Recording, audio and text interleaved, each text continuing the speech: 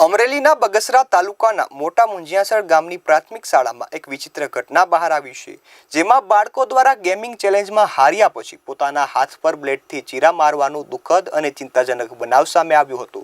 ત્યારે આ મામલે ગુજરાતના શિક્ષણ મંત્રી પ્રફુલ પાનસેરિયાનું નિવેદન સામે આવ્યું છે। પાનસેરિયાએ જણાવ્યું હતું કે જે આ ગેમિંગ ચેલેન્જમાં હાર્યા પછી બાળકો દ્વારા પગલું ભરવામાં આવ્યું છે, આ ખૂબ જ દુઃખદ અને ચિંતાનો વિષય છે। આ ઘટના માત્ર બાળકોની માનસિક સ્થિતિ नहीं परंतु परिवार और सामाजिक व्यवस्था की जवाबदारीओ तरफ पण आंगળી उठावे छे। आ आधुनिक युग में डिजिटल गेम्स और सोशल मीडिया की असरों बाळकोना जीवन पर वधी रही है। चेलेंज में जीतवू दबाण साथे सामूहिक डिप्रेशन एक भयानक स्थिति ऊभी करी शके छे, ते आ घटनाथी स्पष्टपणे देखाय छे। सामान्य घटना ज छे, कोईने नुकसान नहीं, परंतु सामान्य आम न करी गणी शकीए, कारण कि आवनारा समय में आई चेलेंज नी गेमो रमे तो विद्यार्थीओ अने बाळकनी अंदर विकृतता आवी शके ने आवी रही है। तो चौक्कस प्रकारे आने एक स्टडी केस तरीके अमे करीने अन्य शाळाओने आ वात जणावीशुं।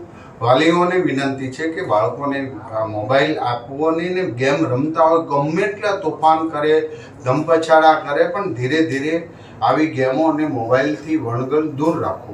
આત્મહત્યા, કૂદી જવું, આવા બધા ચેલેન્જો બાળકો આપે છે અને એના હિસાબે જે હારી જાય એ બ્લેડથી પોતાના શરીર ઉપર ઘાવ કરે છે, પગ ઉપર કરે છે, જે જીતી જાય એ દાંત હસતો હોય છે।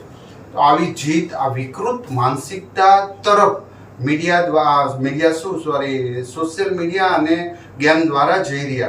तो मारी विनंती है कि आ केस में तो अमने मीडिया द्वारा पण जाण थई छे अने मैं अत्यारे फरी वखत तपास करी अने स्टडी रिपोर्ट करी आ बधी शाळाओं में अमे मोकलशुं, जेथी करीने अन्य शाळाओं में पण आवी घटना न घटे।